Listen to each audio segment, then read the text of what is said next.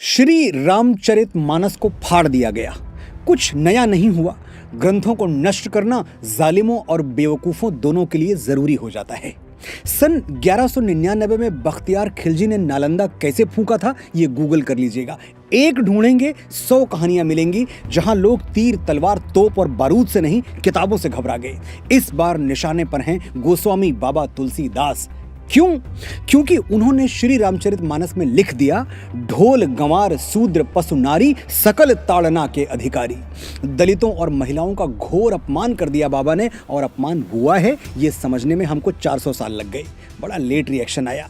धक्का 400 साल पहले दिया, गिरे अब। मैं बाबा तुलसीदास में अटूट श्रद्धा रखता हूं, लेकिन वो तो पूरा देश रखता है। 150 को छोड़ दीजिए तो कौन है जो बाबा का भक्त नहीं है।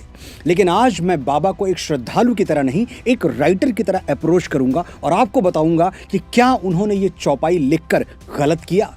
अब बाबा होते तो मेरी ज़रूरत नहीं थी। सोशल मीडिया से लेकर प्रेस कॉन्फ्रेंस और प्राइम टाइम तक हर जगह अपनी सफाई खुद पेश कर देते और बात साफ हो जाती।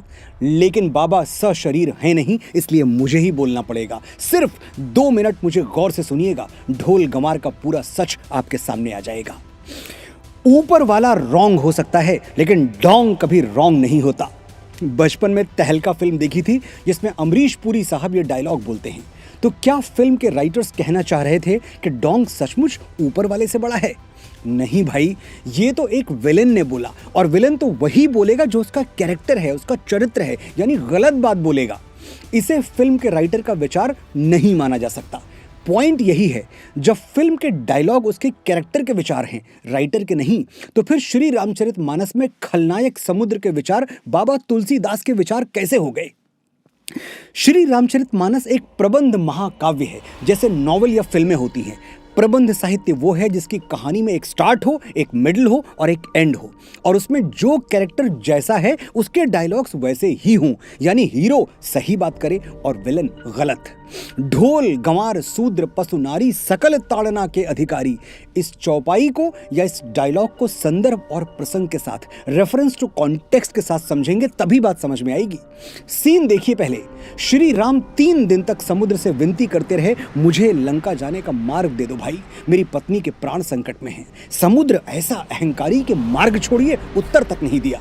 फिर श्री राम को क्रोध आ गया, उन्होंने चढ़ाई प्रत्यंचा और कह दिया कि मैं अहंकार की छाती में अग्नि बाण गाड़ने के लिए विवश हूं, भय बिन होए न प्रीत। बात तो सच है।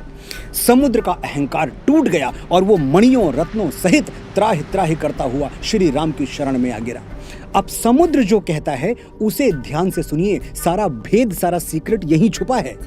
सभय सिंधु गहि पद प्रभु केरे, क्षमहु नाथ सब अवगुण मेरे। गगन समीर अनल जल धरनी, इनकई नाथ सहज जड़ करनी। प्रभु भल कीन मोहि सिख दीन्ही, मर जादा पुण्य तुम्हारी कीन्ही। ढोल गंवार शूद्र पशु नारी सकल ताड़ना के अधिकारी। समझाता हूं क्या कहा समुद्र ने। हे प्रभु, मुझे क्षमा कर दीजिए। आकाश हवा धरती और वायु की तरह जल भी जड़ है, मैं भी जड़ हूं, मुझ में सोचने समझने की शक्ति नहीं है।